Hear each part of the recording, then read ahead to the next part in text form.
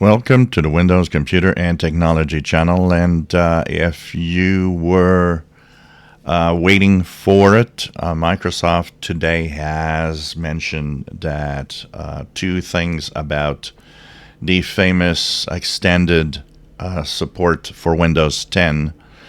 One is that, yes, some of you are having an issue with the extended support option that disappears, or that you click on it and it disappears and doesn't show up again.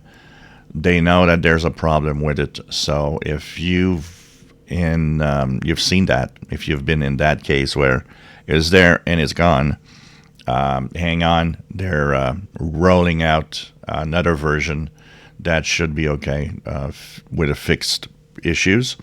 They also want to mention, because a lot of people here also are saying, well, I don't have the extended security updates support yet.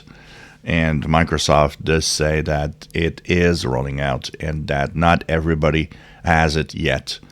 It's rolling out slowly, so they say it could take a few weeks before everybody actually gets it and gets the one that works well too.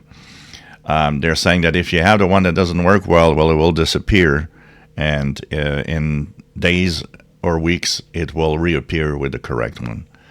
So a few little bugs in there, but they say that it's rolling out, and it's still rolling out.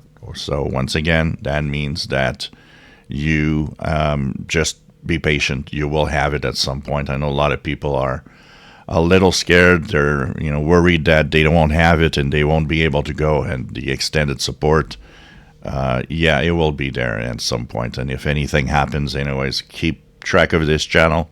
We will have solutions if for some reason something would happen. So just hang in there. Microsoft does confirm, not everybody has it yet, and it does confirm that some of you have a disappearing extended support that will at some point reappear on your PC. If you enjoy my videos, please subscribe, give us thumbs up. Thank you for watching.